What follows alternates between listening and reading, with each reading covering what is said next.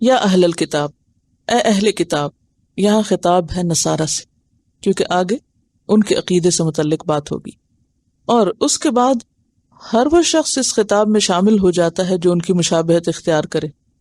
First hand خطاب کس سے ہے؟ نصارہ سے۔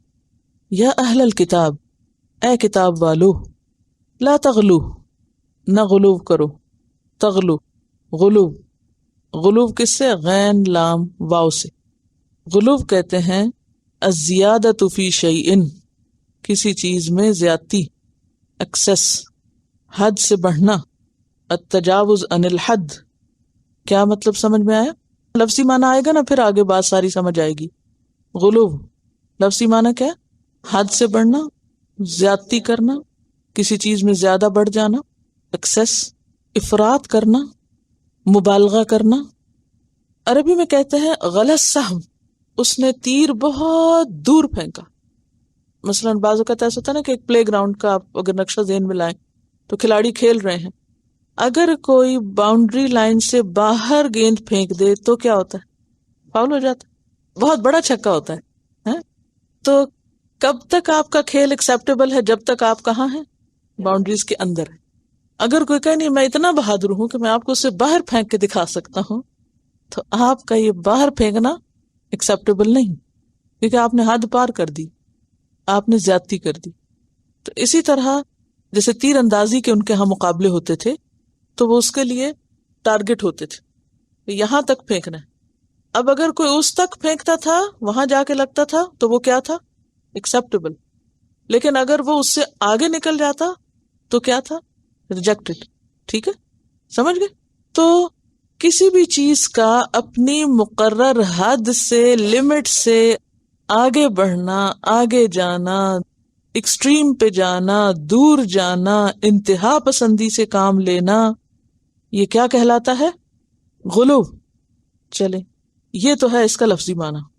اب کیا کہا جا رہا ہے؟ لا تغلو فی دینکم، نہ غلو برتو اپنے دین میں۔ تو اس سے کیا پتہ چلتا ہے کہ دین میں بھی کیا ضروری ہے؟ اعتدال ضروری ہے۔ ایکسٹریمسٹ ہونا درست نہیں۔ Excess of everything is bad. لا تغلو فی دینکم، گویا دین سے متعلق جو چیزیں ہیں ان کو بھی ان کی حد پہ رکھو، حد سے آگے نہیں بڑھاؤ۔ جیسا کہ نبی صلی اللہ علیہ وسلم نے اپنے بارے میں فرمایا تھا، لا تطرونی، مجھے میری حد سے آگے نہ بڑھاؤ، کما اطرت النصارى عیسی ابن مریم، جیسے نصارہ نے عیسیٰ ابن مریم کو حد سے آگے بڑھا دیا تھا۔ کیا کیا تھا عیسیٰ ابن مریم کے لیے نصارہ نے؟ کبھی انہوں نے کہا کہ انما المسیح، کہ مسیح کیا ہے، جیسے کہ سورۃ التوبہ آیت 30 میں آتا ہے وقالت النصارى المسیح ابن اللہ، نصارہ نے کہا مسیح اللہ کے بیٹے ہیں۔ المائدہ آیت 17 میں فرمایا لقد کفر الذین قالوا ان اللہ هو المسیح ابن مریم، البتہ تحقیق کفر کیا ان لوگوں نے جنہوں نے کہا کہ اللہ وہ مسیح ابن مریم۔ کبھی کہا اللہ کے بیٹے ہیں، کبھی کہا وہ اللہ ہی ہیں، کبھی کیا کہا؟ سورۃ المائدہ آیت 73 لقد کفر الذین قالوا ان اللہ ثالث ثلاثہ، کفر کیا ان لوگوں نے جنہوں نے کہا کہ اللہ تین میں سے ایک ہے، 1 in 3، تو تین میں سے ایک، تو یہ کیا ہے؟ کبھی مسیح کو کیا بنایا؟ اللہ کا بیٹا، کبھی الہ، کبھی تین میں سے ایک، کبھی مسیح اور اس کی والدہ کو بھی ساتھ ملا دیا اور ان دونوں کو الہ بنا لیا، جیسا کہ قرآن پاک میں ہی آتا ہے، سورۃ المائدہ آیت 116 آیت ہے وَإِذْ قَالَ اللَّهُ يَا عِيسَى ابْنَ مَرْيَمَ أَأَنْتَ قُلْتَ لِلنَّاسِ اتَّخِذُونِي وَأُمِّيَ إِلَٰهَيْنِ مِن دُونِ اللَّهِ، جب اللہ تعالیٰ فرمائے گا کہ اے عیسیٰ ابن مریم، کیا تم نے کہا تھا لوگوں سے کہ مجھے اور میری ماں کو دو الہ بنا لو؟ تو انہوں نے نہ صرف یہ کہ مسیح کے بارے میں بلکہ ان کی والدہ کے بارے میں بھی کیا تصور قائم کیا کہ وہ بھی الہ ہیں۔ یہ ساری باتیں کیا ہیں؟ دراصل دین میں غلو، زیادتی۔ مسیح کیا ہیں؟ اللہ کے بندے، اور اس کے رسول. تو جب کوئی اللہ کے رسول کو یعنی الہ بنا دے یا اللہ کا بیٹا بنا دے یا اس اللہ کے بندے کی ماں کو بھی ساتھ الہ بنا لے، یہ ساری باتیں کیا ہیں؟ غلو فی الدین، دین میں غلو. پھر آپ دیکھیے کہ انہوں نے تو یہ سب کیا، اللہ تعالیٰ نے اس کا جواب کیا دیا سورۃ النساء 171 میں ہی کہ انما المسیح عیسی ابن مریم رسول اللہ وکلمتہ، مسیح اللہ کے رسول اور اس کا کلمہ ہے، وہ نہ الہ ہے نہ الہ کے بیٹے ہیں. ٹھیک ہے. سورۃ المائدہ 75 میں آتا ہے مل مسیح ابن مریم الا رسول، نہیں ہے مسیح ابن مریم مگر کیا ہے؟ ایک رسول. قد خلت من قبلہ الرسل، ان سے پہلے کئی رسول گزرے. وامہ صدیقہ، اور ان کی ماں بہت سچی عورت تھی. کانا یاکلان الطعام، وہ دونوں کھانا کھاتے تھے. کیا مطلب اس سے؟ کہ انسان بھی تھے اور اللہ چاہے تو ان کو ہلاک بھی کر سکتا ہے. المائدہ آیت 17 میں فرمایا قل فمن یملک من اللہ شیئا ان اراد ان یہلک المسیح ابن مریم وامہ ومن فی الارض جمیعا، کہہ دیجئے کہ کون اللہ سے کسی چیز کا مالک ہو سکتا ہے اگر اللہ ارادہ کر لے مسیح کو ہلاک کرنے کا، اس کی ماں کو اور جو کوئی زمین میں سب کے سب کو. تو اس سے کیا پتہ چلتا ہے کہ مسیح علیہ السلام کے بارے میں نصارہ نے جو عقیدہ بنا رکھا تھا وہ درست نہ تھا، ان کو الہ یا ابن اللہ کہنے کا. سورۃ الزخرف آیت 59 میں فرمایا ان ہوا الا عبد، نہیں ہے وہ مگر عبد، وہ کیا ہے؟ بندے ہیں. انعمنا علیہ، ان پر ہم نے انعام کیا تھا. وجعلناہ مثلا لبنی اسرائیل، اور ہم نے ان کو بنی اسرائیل کے لیے کیا بنایا؟ ایک اگزامپل بنا دیا تھا، ایک معجزہ بنایا تھا. وَأَيَّدْنَاهُ بِرُوحِ الْقُدُسِ کہاں آتا ہے؟ سورۃ البقرہ میں آیت 87 میں.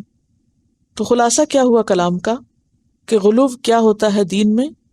کسی کو اس کے اصل مرتبے یا مقام سے آگے بڑھا دینا، کسی پیغمبر کو بندگی کے مقام سے اٹھا کر خدا کے مقام تک پہنچانا. نبی صلی اللہ علیہ وسلم نے ہم سب کو اس سے منع کیا. کیا فرمایا؟ کہ تم مجھے میرے مقام سے آگے نہ بڑھانا، بلکہ مجھے کیا کہو؟ اللہ کا بندہ. ایک شخص نے آپ کو سیدنا کا خطاب دیا، ہمارے سردار، یعنی ایک طرح سے بہت آپ کو ایک ہائی رینک دیا. فرمایا لوگو بات سمجھ کر بولو، شیطان تم کو نہ بہکا دے. میں محمد بن عبداللہ اللہ کا بندہ اور اس کا رسول ہوں، مجھے میری حد سے آگے نہ بڑھاؤ جیسا کہ نصارہ نے حضرت عیسیٰ کو بڑھایا. میں بندہ ہوں، مجھے اللہ کا بندہ اور رسول کہو. بخاری کی روایت ہے. آپ صلی اللہ علیہ وسلم نے اپنے بارے میں بھی کیا فرمایا کہ میں کون ہوں؟ اللہ کا بندہ اور اس کا رسول ہوں، مجھے میری حد سے آگے نہ بڑھاؤ. پھر فرمایا یہود و نصارہ پر اللہ کی لعنت، انہوں نے اپنے انبیاء کی قبروں کو مساجد بنا لیا، انبیاء کی قبروں کو سجدہ گاہ بنا لیا. اور فرمایا تم میری قبر کو عید نہ بنانا. کیا مطلب؟ عید نہ بنانا یعنی میلہ نہ لگا دینا اس پہ، کیونکہ پہلی قوموں میں قبروں کو پوجا جانے لگا اور ان کو ایک شغل میلے کی جگہ بنا لیا گیا. صاف منع کیا آپ نے اس سے. اب آج دیکھیے آپ کہ امت محمد صلی اللہ علیہ وسلم کا حال کیا ہے. کبھی وہ کہتے ہیں کہ وہ نور ہیں، جبکہ قرآن اور سنت میں کہیں نہیں آیا، بلکہ اس کے برعکس کیا آتا ہے سورۃ الکہف میں انما انا بشر مثلکم، میں تم جیسا انسان ہوں. بشر مثلکم، ہڈی گوشت سے جس طرح تم بنے ایسے ہی میں بھی انسان ہوں. پہلے کہا کہ نہیں وہ انسان نہیں ہے، وہ نور سے بنے، تو نور سے تو فرشتے بنے، اور فرشتوں نے آدم کو سجدہ کیا تھا. تو اس میں مقام بڑھانے کی تو کوئی بات بھی نہیں بنتی دیکھا بھی جائے تو، کیونکہ انسان فرشتوں سے بہتر ہے اگر اس کو اللہ تعالیٰ اتنا بلند مرتبہ رسالت کا دیتا ہے. اس کے بعد آپ دیکھیے کہ آپ صلی اللہ علیہ وسلم کو پہلے کیا کہا؟ نور ہیں. پھر کہا وہ نور کہاں سے آئے ہیں؟ من نور اللہ، اللہ کا حصہ بنا دیا. اور یہاں سے نبی صلی اللہ علیہ وسلم کو اللہ کی ذات میں شریک کر دیا. سمجھ رہے ہیں آپ؟ اللہ کی ذات میں شریک کر دیا. جب کہا نور من نور اللہ تو یہ کیا ہوا؟ مقام سے آگے بڑھا دیا. اللہ خالق ہے اور ہم مخلوق ہیں، یا اللہ کے سوا ہر چیز مخلوق ہے. ٹھیک ہے نا؟ اللہ کے سوا ہر چیز مخلوق ہے. عالم، عالمین جسے آپ کہتے ہیں نا. ربوبیت کس کے لیے؟ رب العالمین کے لیے، صرف اللہ کے لیے. تو یہاں پر دین میں غلوب سے منع کیا گیا. غلوب کا سبب کیا ہوتا ہے؟ نصارہ نے کیوں غلوب کیا تھا؟ یہ انسانوں کی عام کمزوری ہوتی ہے کہ وہ جس چیز کو مانتے ہیں وہ کیا چاہتے ہیں؟ وہ چیز سب سے سپیریئر نظر آئے. ایک ویکنس ہے نا انسان کی. ہم میں سے ہر شخص کو اپنا دین پیارا ہے. ہم کیا چاہتے ہیں کہ ہمارا دین کیا ہو؟ ہر ایک سے اوپر. اب ہم دلیل کی بنیاد پر اس کو بلند ثابت کرنے کی بجائے اگر اور طریقوں سے بلند ثابت کرنے لگیں گے تو بعض اوقات راستے سے ہٹ جائیں گے. جیسا کہ آپ جانتے ہیں کہ نصارہ نے اپنے دین کا مشن کیا رکھا کہ اسے پوری دنیا میں پھیلانا ہے. اب جب وہ دنیا میں پھیلانے لگے اور ان کا ٹکراؤ اور چیزوں سے ہوا تو انہوں نے عیسیٰ علیہ السلام کو اتنا بلند ثابت کرنا چاہا کہ اس سے آگے کوئی اور بلند ہی نہ ہو تاکہ لوگ آسانی سے مان لیں. یعنی منوانے کے لیے آپ کو کیا کیا؟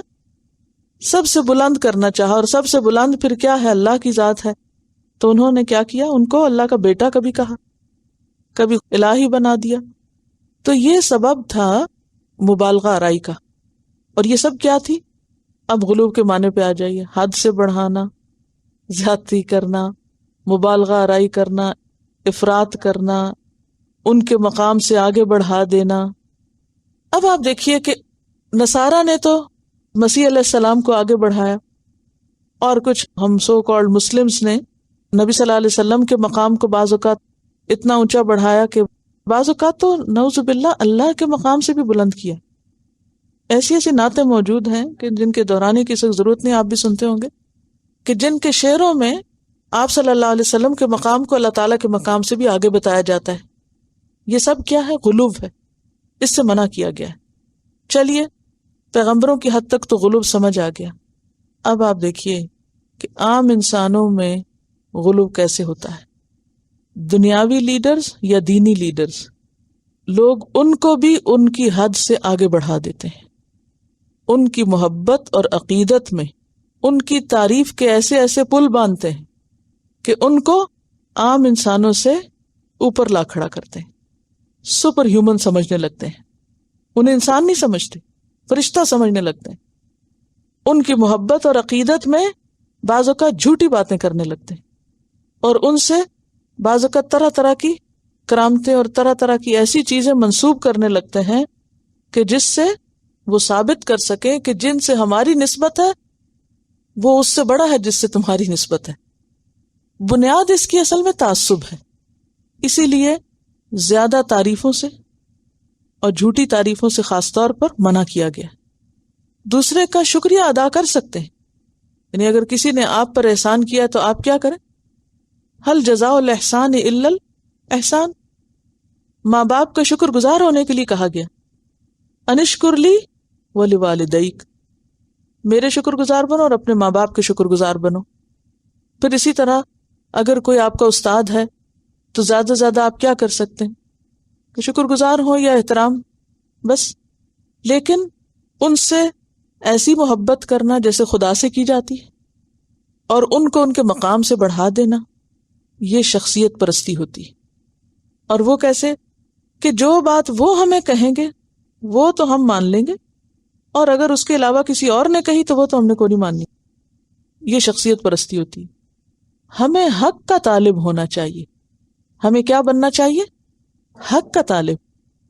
کہیں سے بھی کوئی اچھی بات ملے اور دلیل کے ساتھ ملے تو اس کو لے لینا چاہیے.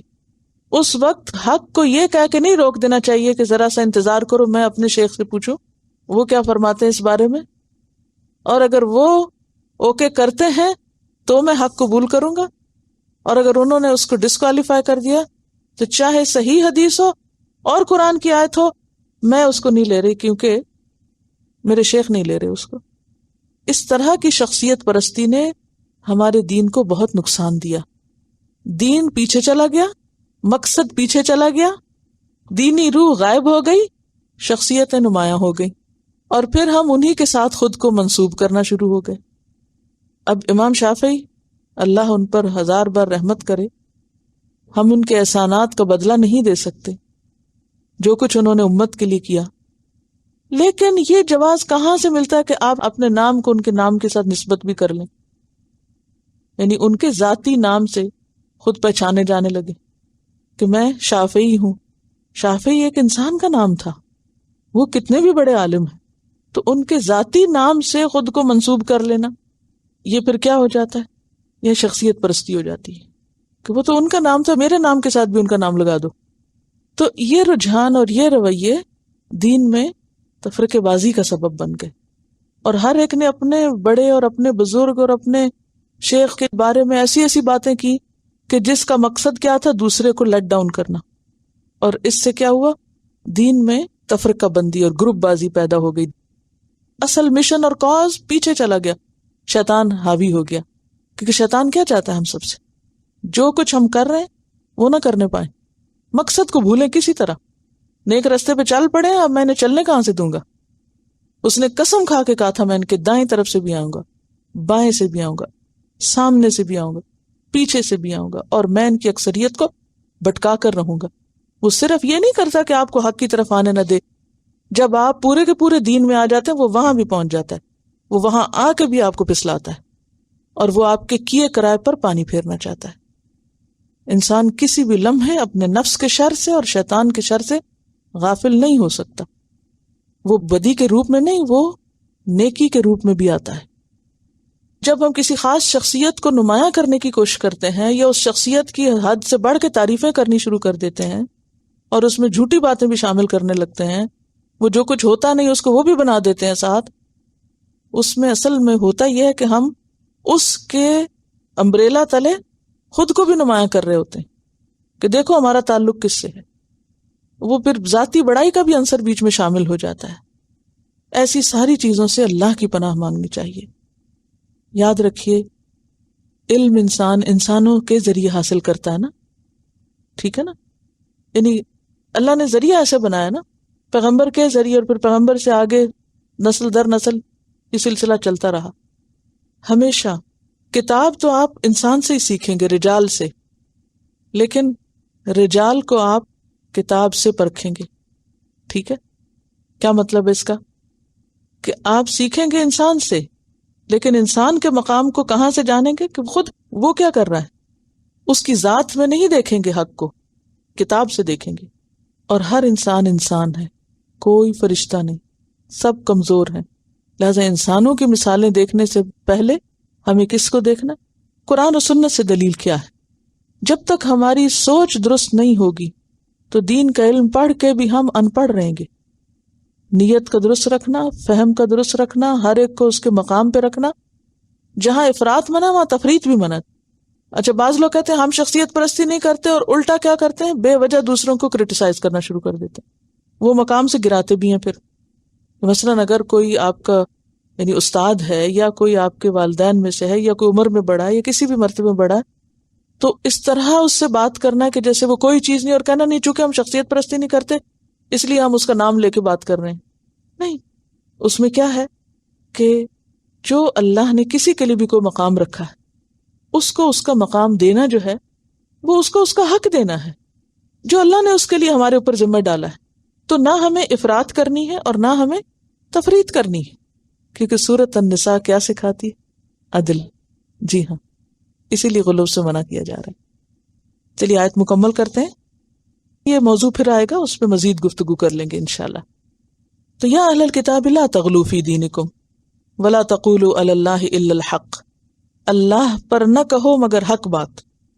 کیا مطلب؟ یعنی جو باتیں اللہ تعالیٰ نے فرمائی ہیں وہی اس سے منسوب کرو جو ثابت ہیں، سچی ہیں، درست ہیں۔ اور یاد رکھو انما المسیح عیسی ابن مریم رسول اللہ، مسیح کا اصل مقام کیا ہے کہ وہ اللہ کے رسول ہیں، وہ کلمتہ، اور اس کا کلمہ۔ کلمہ کیوں کہا گیا مسیح کو؟ کیونکہ وہ کلمہ کن سے، اللہ کے حکم سے پیدا ہوئے تھے۔ ویسے تو ہر مولود اللہ کے حکم سے پیدا ہوتا ہے، لیکن چونکہ یہ بن باپ پیدا ہوئے تھے اس لیے اس چیز کو یہاں نمایاں کیا گیا. القاہا الی مریم، جو اس نے مریم کی طرف ڈالا، بھیجا.